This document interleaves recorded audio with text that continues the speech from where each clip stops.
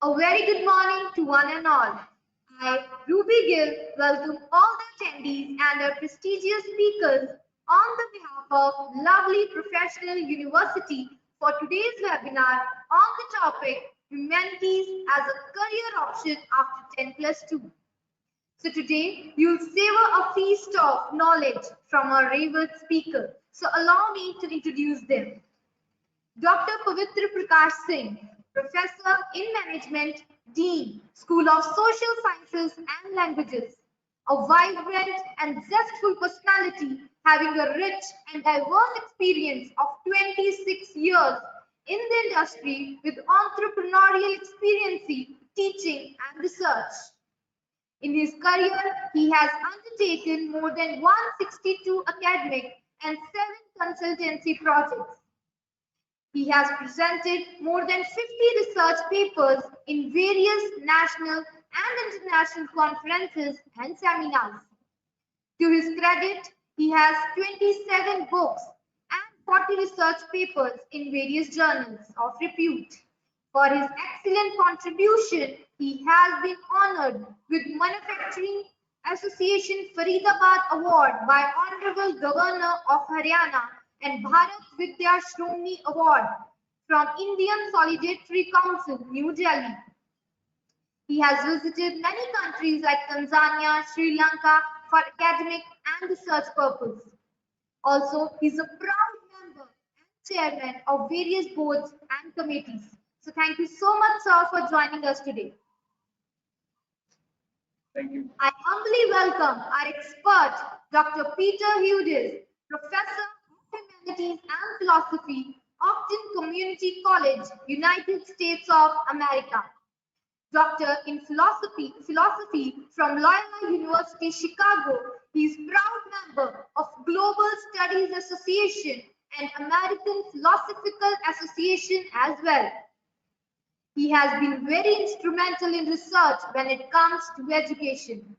To his credit, he has published more than 30 book chapters, 50+ papers, 4 books, more than 40 essays, articles, and interviews in numerous journals and conferences of repute.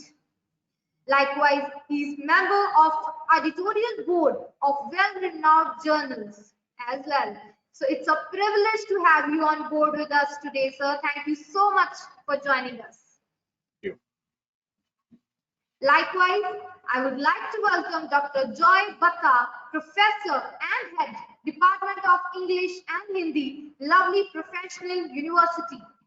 He takes care of undergraduate courses of social sciences. So thank you so much, sir, for joining us. Further, we have with us our admission expert, Ms. Rachna Bajaj, Senior Assistant, lovely professional university. She'll provide you a detailed information about eligibility, fee, scholarship, and infrastructure of the university, which I'm very sure will make you save a lot of money. So thank you so much, ma'am, for joining us today. So with this, over to you, Dr. Pavitra Prakash Singh, sir, for content of the day.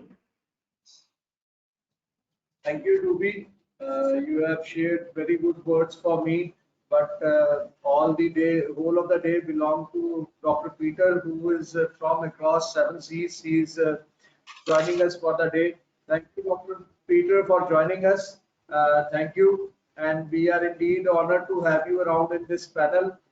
Today's discussion is around the humanities, that what kind of scope humanities have for the undergraduate courses. After 10+2, we often heard that STEM is the only thing, that science, technology, engineering, and management is the course. But humanities was ignored. So STEM has been changed to STEAM, science, technology, engineering, arts, and management. So humanities has evolved as a field over last couple of decades, and we are seeing so many geopolitical issues around. Ukraine, Russia is there.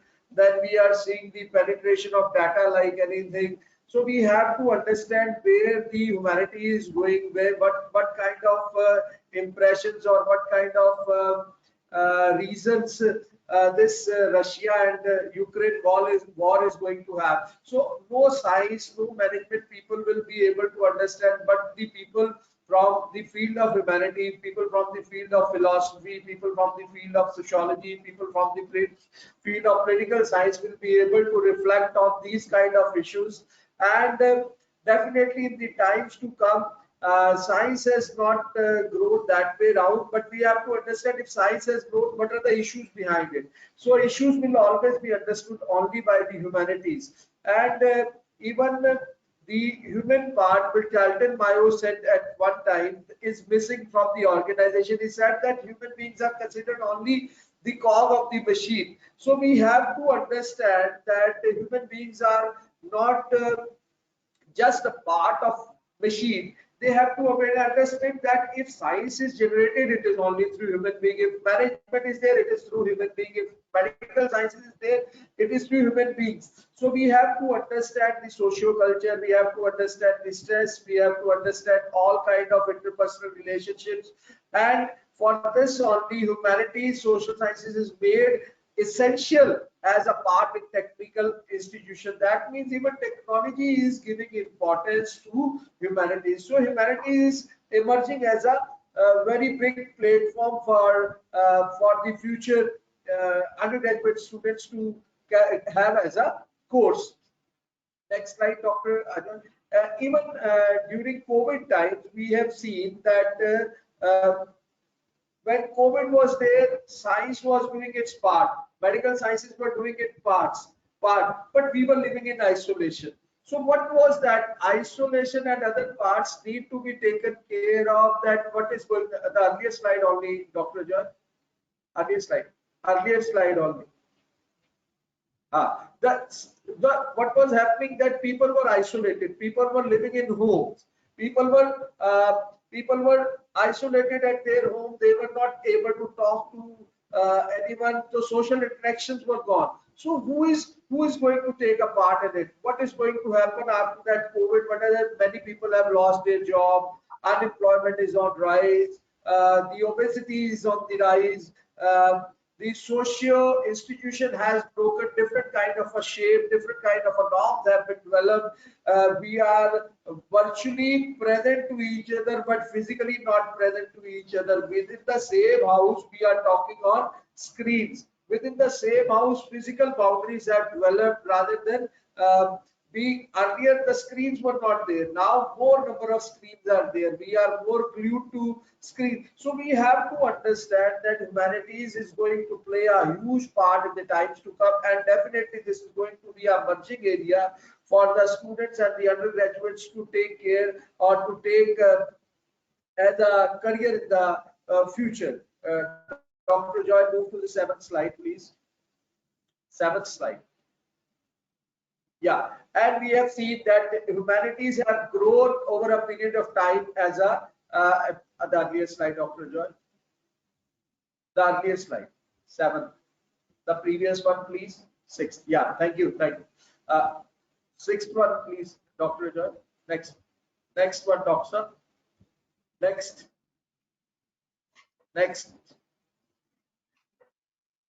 This is the first slide, Dr. Joy. Yeah, where the pie chart is there. Next one. Stay over here. Now we see over here that how the categorization of different streams is there. Humanities and liberal arts is taking an important chunk of pie as a course. 16.3% students, 16.3% graduates are opting this as a course with English, philosophy, social sciences, business, engineering, definitely. So we'll see over here what has happened, that humanities has started already taking care of the things that not only the science, not only the medical science, not only the management, but humanities as such. I'm not excluding management. Management definitely is a part of humanities, but if we try to take social sciences as a part, social sciences excluding management, so it is also growing as a career option.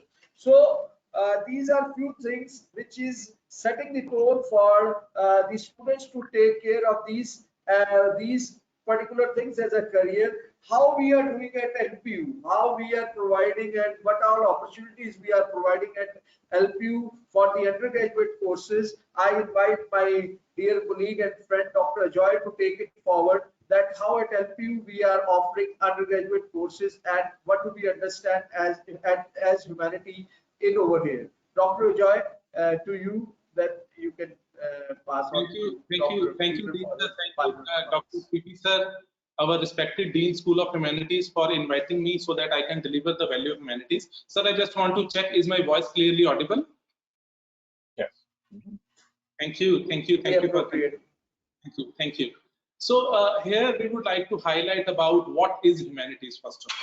So humanities is basically a branch of knowledge that is concerned with human beings, that is concerned with human values, that is concerned with unique ability to explore human minds so that we can express our views. So what is humanities? Humanities is nothing but the study of liberal arts. Liberal arts means in humanities we can have an opportunity to interact with people. We can have an opportunity to take subjects from various domains ranging from English, political science, geography, psychology, public administration, even history, even social work. So what is humanities? Humanities is the study of human mind. Humanities is the study of humanology. So humanities these are the academic disciplines that are related with human society and human culture.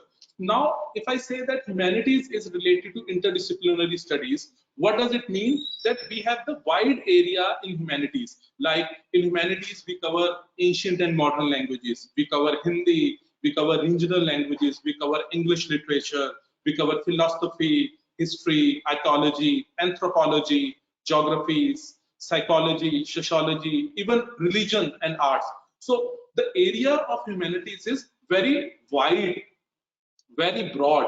Why very wide, very broad? Because we can provide undergraduate courses in all these domains. Means if a student wants to start his career or her career in undergraduate scheme, he or she can take plenty of domains ranging from literature to sociology to political science. So we at LPU, we provide undergraduate courses, that is Bachelor of Arts, in all the major subjects.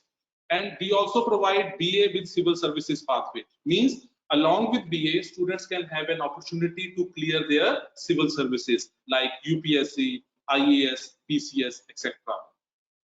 We also provide at LPU BA Honors. BA Honors is a specialized course where a student can have an opportunity to do his or her specialization in English, Punjabi, history, philosophy, geography, political science, sociology, public administration, etc. So we at LPU, we not only provide BA, but we also provide BA Honors. BA Honors in all these domains, like ranging from literature to society. We also provide DLIB, that is Bachelor's in Library and Information Sciences, and DLIB. DLIB is Diploma in Library and Information Sciences. So these are the particular programs that we offer at LPU for undergraduate students. And these programs are offered on all the liberal arts domains. Now, what is our school? Our school, that is School of Humanities, established in the year 2009. And now we have 10 plus domains. We are running with 15 plus academic programs with total strength of 1100 plus students. And in these 1100 plus students, we have 80 plus international students. We have the students from almost all the Indian states and 15 foreign countries in this particular school, that is School of Humanities. Now, I am very happy to share that our student Bajrang Punia, a student of MA, he took bronze medal in Tokyo Olympics in 2020. So Bajrang Punia is the student of our school, that is School of Humanities, a student of MA. So he is the student of School of Humanities. Now we at LPU, we believe in holistic development of the student. In order to provide the holistic development, we have established Guru Nanak Dev Chair to promote global peace, to promote equality, to promote harmony among the society. Not only this, the writers, prominent writers, or the popular writers like Ruskin Bond, he is the tutor. He took master classes with our students. So our students interacted with the living legend Padma Shri Ruskin Bondji. Now, what makes us different at LPU? First of all, we believe in interdisciplinary research for all students. As a student of BA can have an opportunity to do research in almost all the domains. Along with doing research, our students can also go for various community development projects in order to comprehend the society needs. And these projects are live projects and industry-based projects. And we also believe in our syllabi. Our syllabi is highly benchmarked with top universities of the world.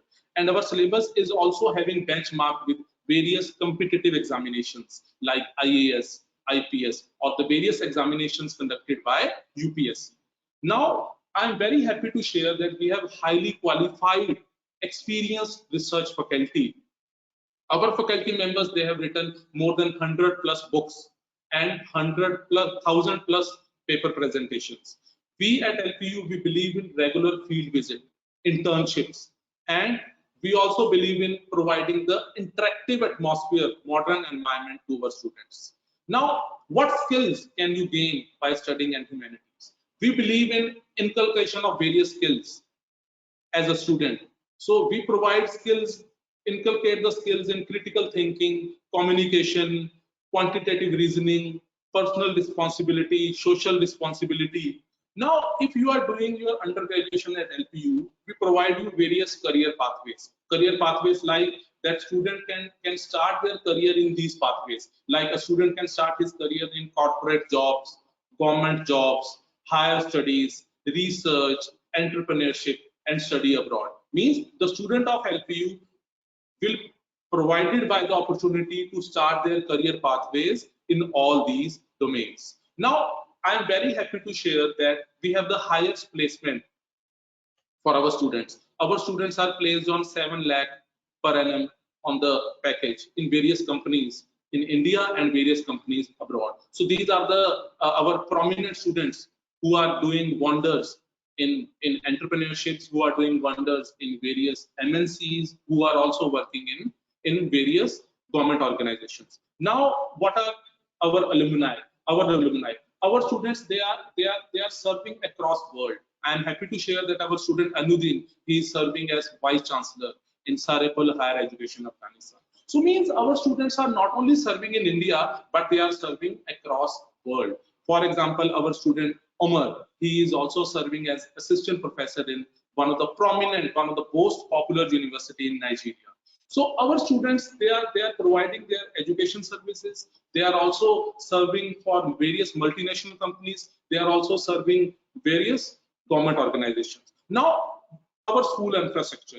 Our school is having one of the state-of-the-art infrastructure with one of the best labs possible. We have the full-fledged geography lab, psychology labs, computer lab, seminar hall, and state-of-the-art library with more than 30,000 plus research books and research journals available.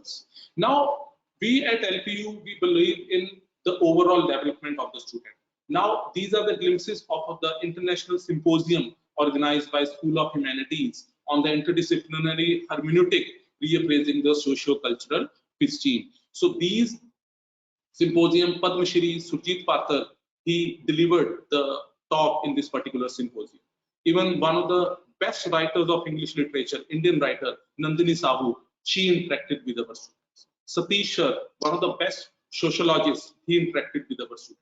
Means we at LPU, we believe in not only in education, but in the overall growth of the students. And I'm very happy to share that our school, that is School of Humanities, LPU, conducted 18 APJ Meet and International Conference. And we also hosted 106 Indian Science Congress at LPU. Now, we believe in conducting various workshops, starting from GIS to disaster management, or from English phonetics to phonology, or from psychology. So our faculty members are very good in interacting with our students. And we have also the faculty from various universities abroad, like Professor Adrian North, he's from Curtin University. or Mr. Panagotes, he's from BCU University, UK. So not only the foreign speakers, but the prominent literary speakers as well. So like Padma Shri Sujit Pathar sir, or Ruskin Bond, or Ashok sir, or Satnam Malik. So these are the literary figures. They interacted with our students. Now, not only this, we believe in celebrating international and national days. Like we celebrated Geography Day, we celebrated Women's Day, we celebrated Earth Day, we celebrated Plant Day. So we believe in celebration of various days. And in order to provide the first-hand experience, we also take our students to various educational visits. Like the students of public administration, they are interacting with the Deputy Commissioner Office at Jalandhar. Or the students of psychology, they are having the live exposure to visit the clinical psychology hospital at Jalandhar. Not only this, the students of Punjabi literature, they are interacting with Doordarshan people at Jalandhar. So I am also very happy to share that till now we have 700 plus publications with 145 plus field projects, and till now in our school, that is School of Humanities, we have 500 plus research scholars, and we have completed 400 plus live projects till now. Not only this, our faculty members, they are also very prominent, they are also very popular in writing their books. Dr. Digvijay, Dr. Anil, Dr. Vinod, Dr. Paramjeet, or Dr. Sanjay, they are one of the best writers in their field. Either it is from literature or the field is from public administration or psychology or sociology. Not only this, our school, that is School of Humanities, is having international tie-ups with one of the best institutes of the world, like UPenn, University of Pennsylvania, USA, is having a tie-up with our school for conducting English programs at LPU. And we have also collaborated with the Langra College, Canada, for conducting various programs, short-term courses for our students. Now, students beyond grades, we believe in the overall development of our students. So our students, they're not only good in studies, but they are also good in various co-curricular and extracurricular activities. So these are the glimpses of Panorama, the International Literary Festival conducted by School of Humanities, but the students of LPU, the students of MA English, the students of psychology, geography, history, political science, they are conducting various plays. Orator or international exposure, our students, they also visited various countries for various conferences, for various seminars, or for various field visits. Not only this, our students are very good in Bhangra, they are good in Gidda, they are also very good in creative writing. So these are the books written by our student, Mr. Sai or Mr. Pankaj or Miss Devi. They started writing their books. Not only this, but their books are available across the world. They are the best sellers in Indian market and the market across the globe. Our students, they are also good in higher education. Many students, they have qualified UGC NET, or many students, they have taken admission in their PhD. Being socially and environmentally responsible is the motto of our school. We want our school to be socially and environmentally responsible. But we are always there for any of your queries, for any of your doubts. You can always reach me. My name is Ajoy. My phone number is visible on the screen. That is 99885-00220. You can always reach me. I have one more HOD with me, Dr. Manu Sharma. You can also reach Dr. Manu Sharma. Her number is visible on the screen. And if you want a guidance in psychology and sociology, you can reach Dr. Manish Kumar Verma. Dr. Manish Kumar Verma is HOD for psychology and sociology. And if you want any guidance for Punjabi, political science, government and public administration, you can reach Dr. Kirandeep Singh. His number is also visible in the screen. We are always there to help you students if you have any queries. So your journey to transform education is here. Welcome to School of Humanities. Best wishes and thank you. Thank you very much, ma'am. Over to you. Thank you. Okay, well, thank you very much for this opportunity. Thank you, sir. Thank you, Peter. Over to you, Peter. Okay, thank you very much for this opportunity to address you. So I'm addressing you from Chicago, Illinois, United States, and I teach at a college, community college, which is has technical studies as well, but we have a strong humanities and social science component at our college as well. So I just want to say a few words about the benefits of studying the humanities, regardless of whatever field one is engaged in. And the main thing that I want to frame this in terms of is in the humanities, it's not like our job, my job as a teacher, or the purpose of humanities in general is primarily to teach students what to think. Of course, there are many courses that you take where you have to know information. You have to know what to think about a particular issue, a particular subject matter, a particular discipline. But in humanities especially, it's not so much teaching or learning what to think, but how to think. That sounds a little strange at first to say that the job of an educator in humanities and social sciences especially is to convey how to think, because we all take for granted that we know how to think, right? But actually, we don't all think well. And in my view, the most practical thing one could do in one's pursuit of higher education is to learn how to become a better thinker. Because if you can excel in your analytical skills, if you can excel in your critical thinking skills, if you can excel in your research skills, right?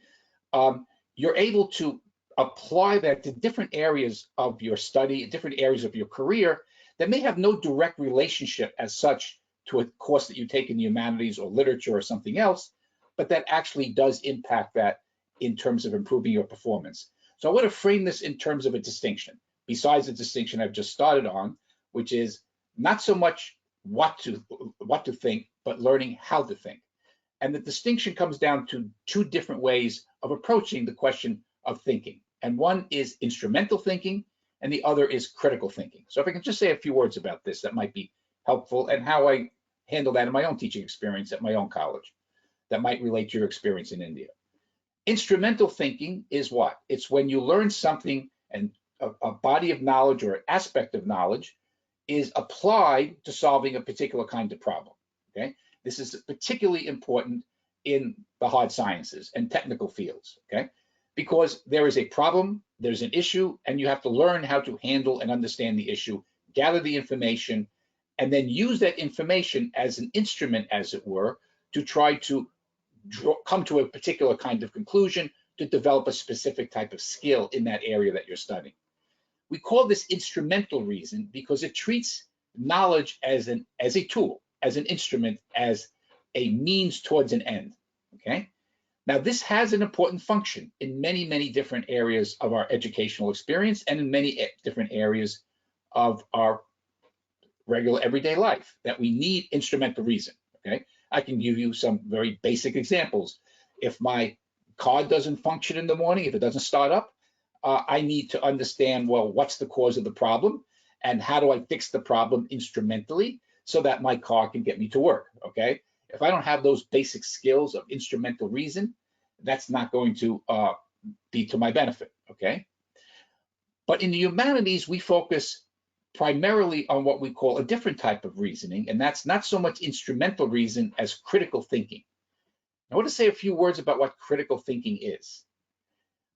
Because critical thinking, like instrumental reasoning, can also be used to solve a problem, right? In other words, you have a problem to resolve, you're not sure how to resolve it, you bring your research skills, you bring your knowledge skills, various levels, and you try to resolve a particular problem, okay? And a critical thinker is somebody who would be able to evaluate and say, well, which possible solutions are better than others, okay? Which ones get closer to the goal that we're trying to achieve with this particular project that we're working on.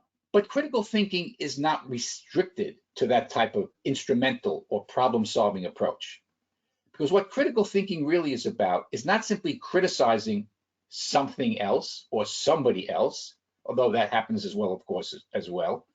But critical thinking is most of all about being aware of the lens or perspective by which we view issues or view the world in general. In other words, we are not in complete command of our own minds. Our consciousness, our outlook on life, our way of thinking is very much determined by our culture, by the language we speak, or the languages that we speak, right? By the type of family background that we have, by the type of prejudices or stereotypes that we consciously or unconsciously absorb from our culture.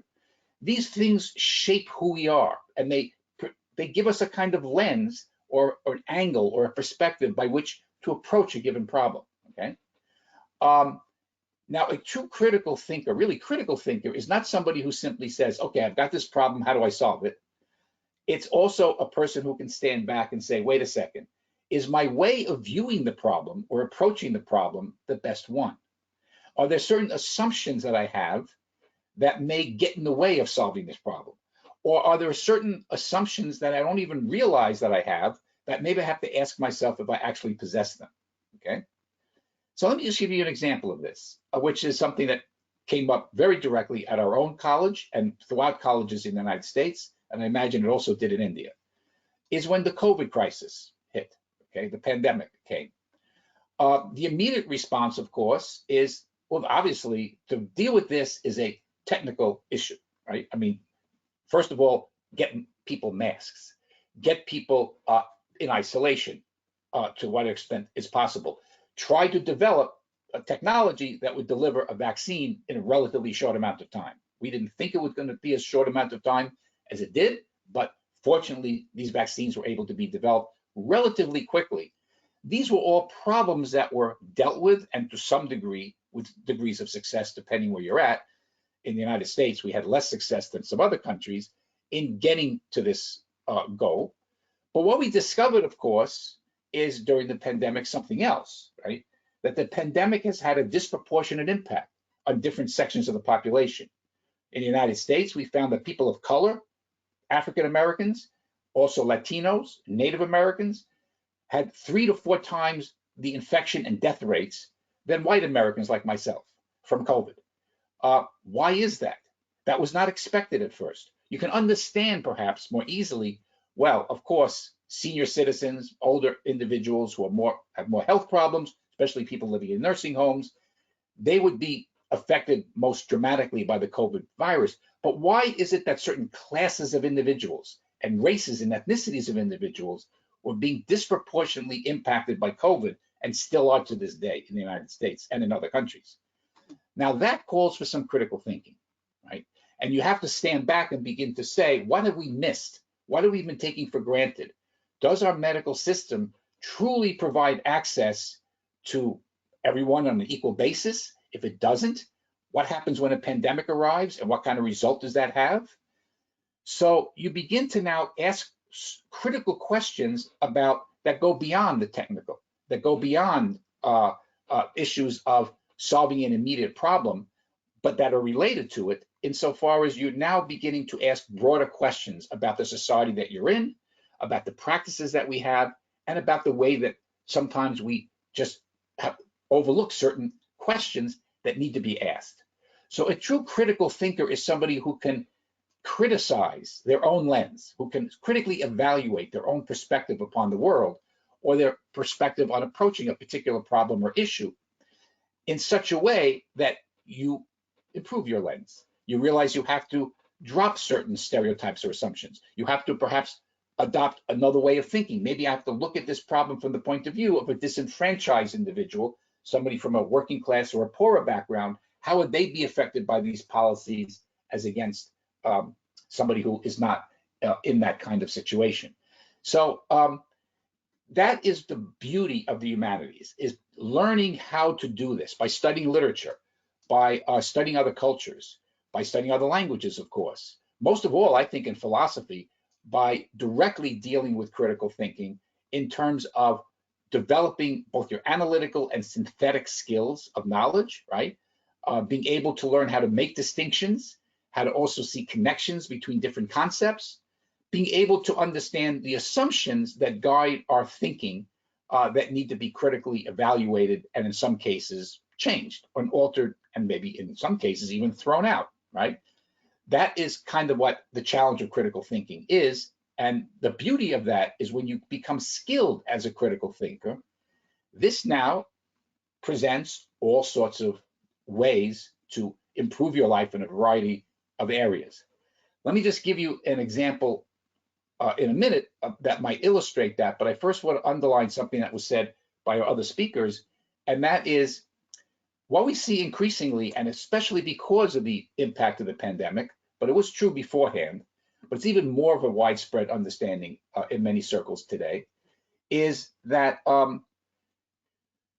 many employers and many areas of society, government service, etc., increasingly wants to see students with majors or minors in areas covered by humanities and social science. Again, even if you're entering a relatively technical field, like you might think of medicine or something like this sort, or even engineering. And why is that? Well, one of the things we do in philosophy, which is part of critical thinking, is ethics, right? And trying to think through the ethical dimension of life, real life situations, and what is the proper ethical approach to handle a particular problem that arises unexpectedly, right? And we study through history different thinkers who've tried to deal with different dimensions of ethical issues and ethical problems. Well, I can assure you from a lot of experience that I've had dealing with them, that a number of graduate schools and medical schools very often will ask students, why are you not taking more humanities and social science earlier on in your educational career? We realize, of course, you have to take the science classes and the math classes and everything else in order to get to this level of being admitted into a medical school or into a law school or into another professional postgraduate institution or something. But they want to see increasingly that students have critical thinking skills, that they have a sense of ethics, and they have a way to deal with real life situations with an ethical perspective. The COVID pandemic, of course, shows how incredibly important that this becomes, but it's been obvious for a long time that this is a really important ingredient. So what we're finding is many employers actually want to see a social science or humanities component to some extent in a student's resume, so that they can feel that you have that kind of training to respond in a more in-depth way to the problems and the issues that confront your particular discipline. I'll just give one more example back to the pandemic, though, about how critical thinking can relate to even something seemingly technical. If I can just take a few minutes on this. Some of you may know this history, but I'm not going to go through the whole development of it, but I'm going to shoehorn it, abbreviate it a little bit too much perhaps, but for the sake of time. How do we get to the vaccine that we have today?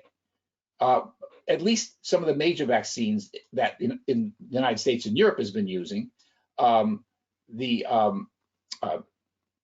RNA vaccines that were developed relatively quickly after within a year of the virus being detected.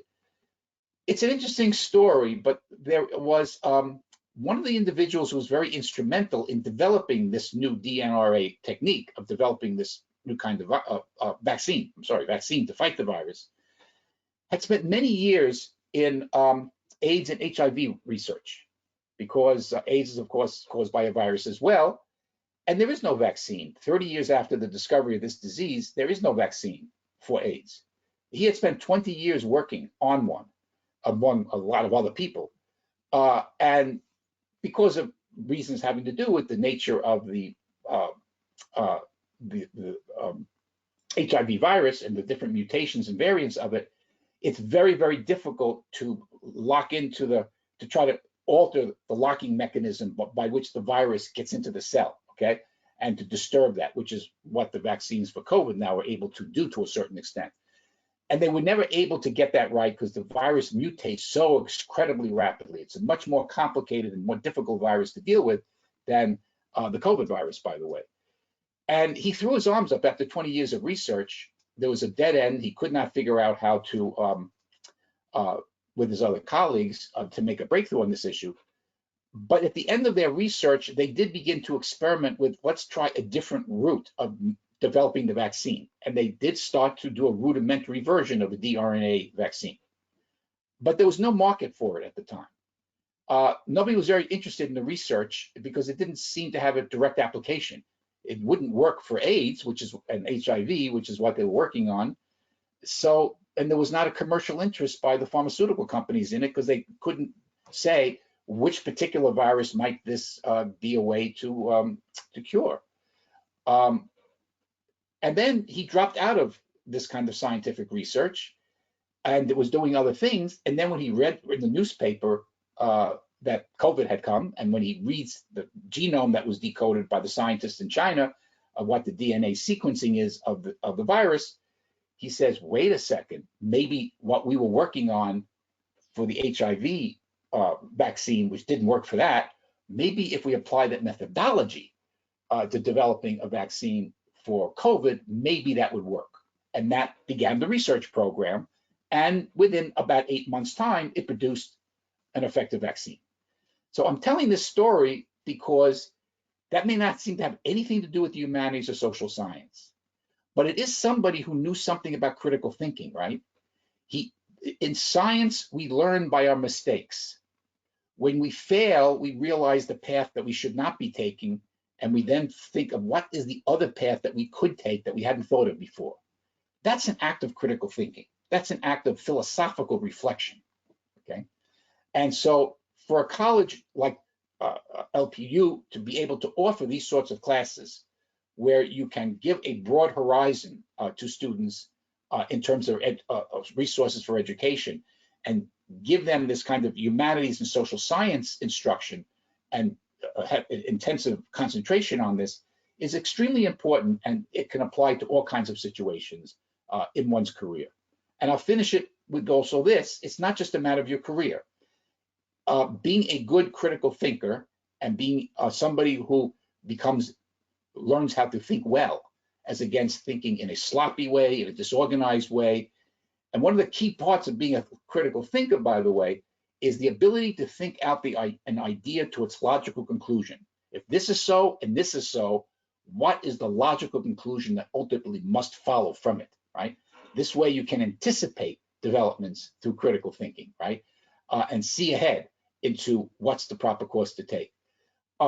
This is something that applies to the most basic elements of our everyday life, including our most intimate relationships, even on the question of like who you choose as a partner, where you choose to live, what kind of career to have, what kind of friends to have.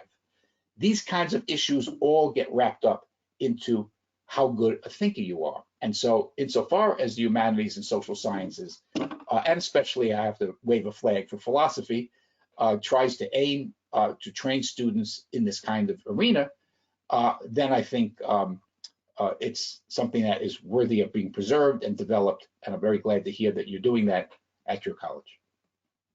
Thank you.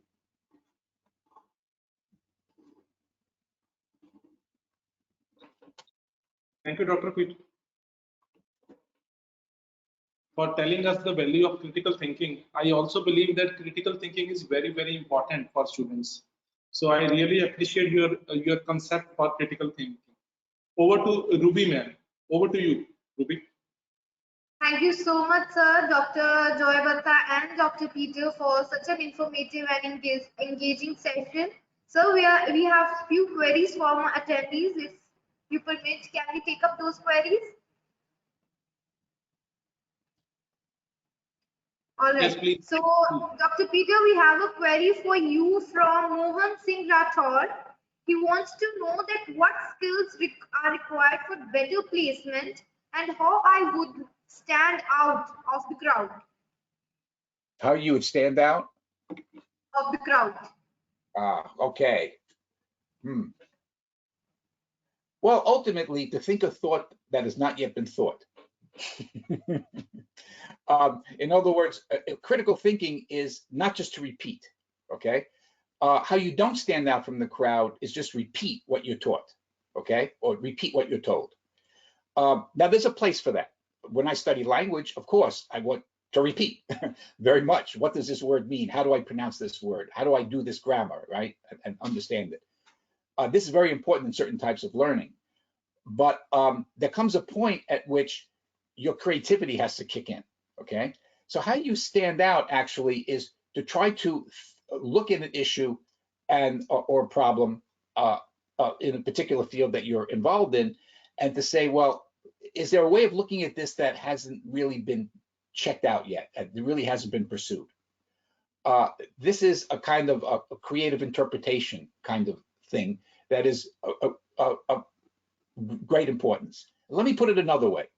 I had mentioned that there is two types of thinking: critical thinking and problems and instrumental thinking. Instrumental thinking connected to problem solving, critical thinking, which can help you on problem solving, but it's not restricted to that.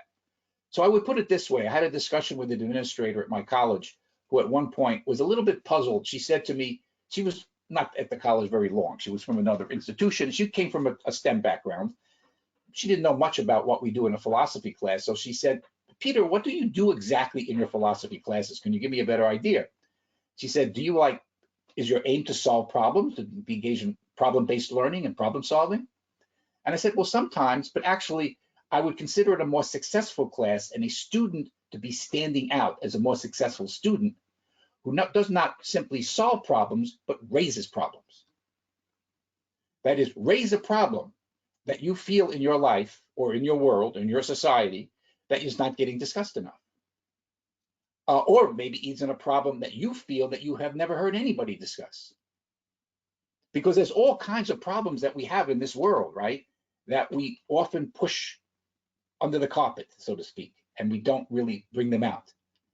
And the COVID crisis has pushed a lot of this, what was under the carpet, put it into plain view, okay? And so it kind of forces us to raise problems. That's how you stand out, I think. Thank you so much, sir, for resolving the query of Mohan Singh Rathore. And we quickly move on to the next question. That is, I would like Dr. Joy, you could please answer the question because he wants to know. This question is from Akriti Mahajan. She wants to know that how are the placements done in LPU and what's the process? Thank you, Ruby, for asking me a question. First of all, I just want to clear that we at LPU, we believe in 100% placements. And we have the placement officers at school level. And we provide placement training for the student. For example, if a student is appearing for any job interview, we provide a full-fledged training to the student so that he or she can easily clear that particular job placement. So yes, we at LPU, we particularly at School of Humanities, we train students for various placement-related drives. And we provide 100% placement opportunities for our undergraduate students. Over to Ruby. Thank you so much, sir, for resolving the queries. And now we'll move on to our admission expert, and she'll tell about all the admission process in LPUs. Over to you, Ms. Rachna Bajaj.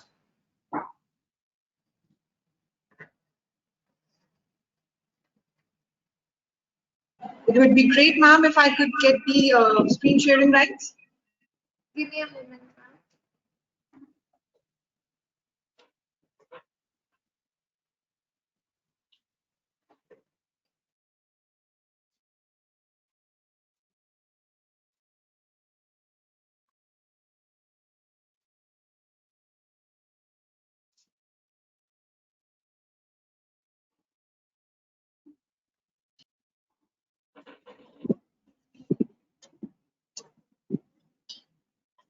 Okay, so I hope my screen is visible.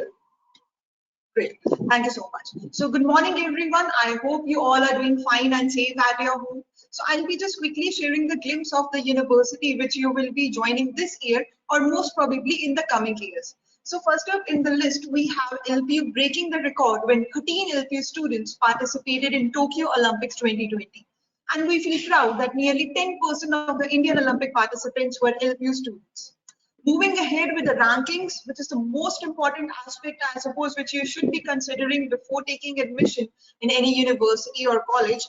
So first up in the list, we have the impact rankings, the Times Higher Education Impact Rankings 2022, where LPU has been ranked 74th globally. Another feather, the World University Ranking, where LPU has been ranked 36th among top universities of India amongst both government and private universities. Next, we have the Untitled ranking of institution on innovation and achievements, where LPU has been ranked 3rd in India. So now moving ahead with the campus life and exposure offered. So as a student, make sure that you enjoy your campus life and gain as much as exposure you can. And if I talk about LPU students have got several opportunities to interact with Nobel laureates and participate in not just national but international level events as well. So I'll just quickly show you a few of the events which have been conducted at LPU. So first up in the list, we have 106th Indian Science Congress with the focal theme Future India, Science and Technology, which was inaugurated by Honorable Prime Minister of India, Sri Narendra Modi ji. Next, we also had Nobel laureate Dalai Lama ji for the 5th convocation at LPU. We also had former President of India, late Shri Pranab Mukherjee, for the convocation twice at LPU. We had late Shri Arun Jaitley for inauguration of LPU Startup School. A very familiar face, a life coach and a motivational speaker, Gaur Gopal Das ji. He interacted with the students and motivated them about life and shared various teachings of life. Some of the heartthrobs, we had Shah Rukh Khan, we had Deepika Padukone, Coke Studio was conducted at LPU. We had MS Dhoni as well. So now let's move ahead with another aspect of our today's conversation, which is the infrastructure. You will be making several memories in these blocks, in these classrooms. You will be learning in these laboratories. So let's take you inside the blocks, the classrooms, the facilities which LPU is offering to our students. So this is an outside view of our amphitheater. There are 2 to 3 amphitheaters at LPU where several nukkad nataks, theaters, small skits, etc. take place. An inside view of our Shanti Devi Mittal Auditorium with a capacity of 2,500 audience, being the largest in this region. An inside view of our 9-story central library, and I would also like to share that this library has approximately 20 lakh books, and not just this, students also have access to these books in online mode as well.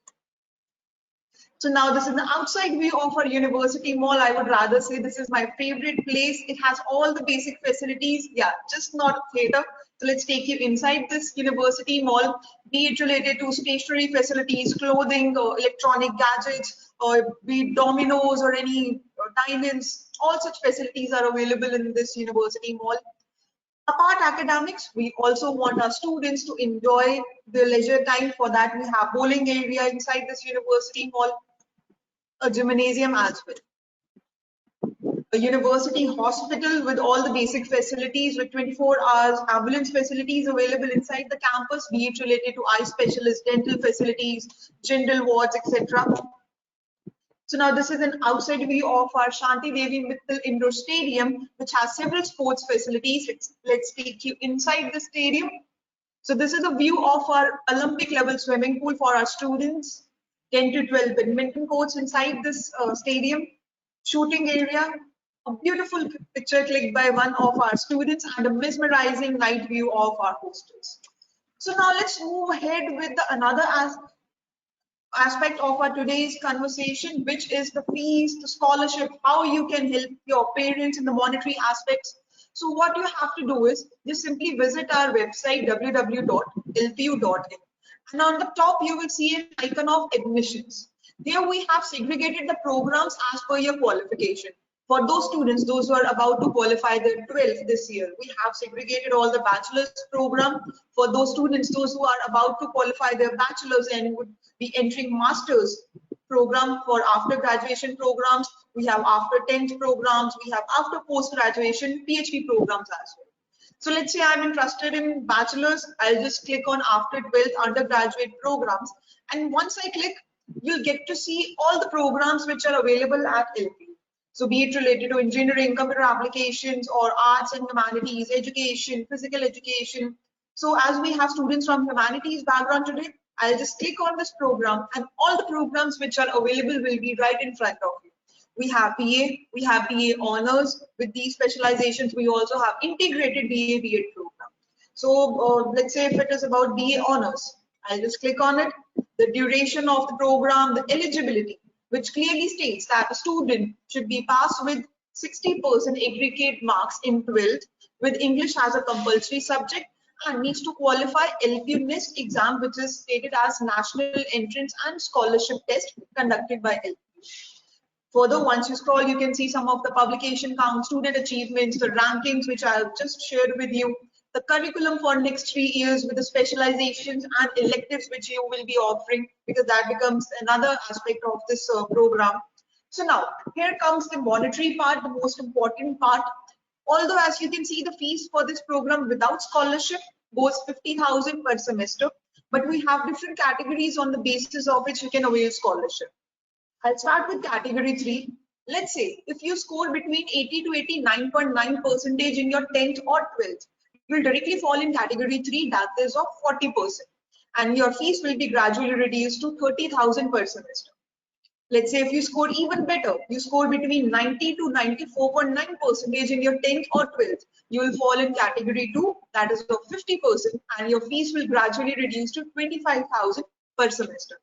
Last but not the least, if you score 95% or above in your 10th or 12th, you will directly fall in category 1, that is of 60%, and your fees will be reduced to 20,000 per semester. If not, let's say you couldn't score well in your 10th or 12th, LPU Nest exam is there. This is the cutoff for LPU Nest exam, and in the categories which you can avail for, the exam will be for 90 marks. You can go through this exam pattern as well accordingly. And once you scroll down, we have listed other scholarships as well. We also have financial aid for serving, retired defense, CAPF, paramilitary personnel, and their dependents as well.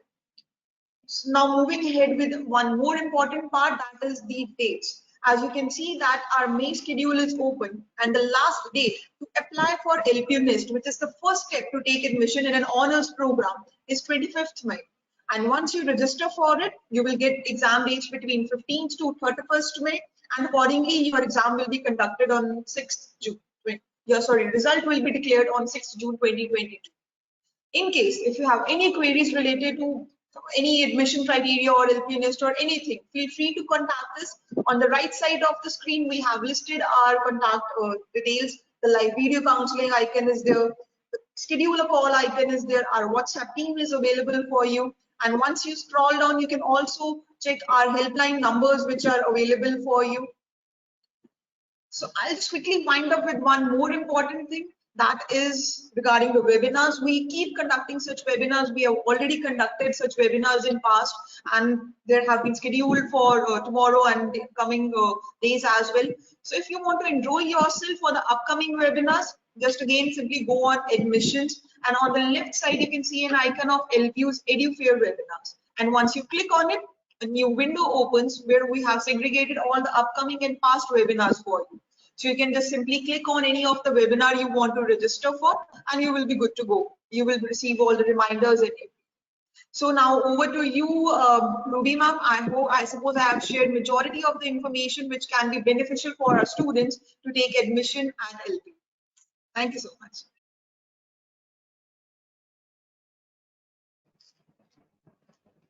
Thank you so much, ma'am, for the detailed information. And attendees, good thing comes to people who wait, but better things come to those who go out and get them. So don't just sit back and relax.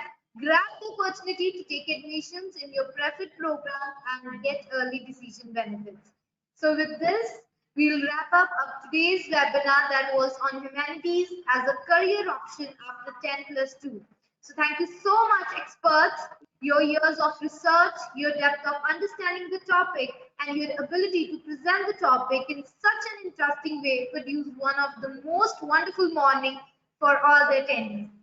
So on behalf of all the attendees of this webinar, I want to thank you for your insightful presentation. Hopefully, attendees found this webinar to be valuable and will be able to utilize this information provided for their better decision regarding admissions. Thank you once again for your valuable time. And attendees, I have enjoyed bringing this session to you today, and I hope you have relished it as well. So until next time, I, Ruby Gill, sign off. Thank you, everyone. Thank you so much.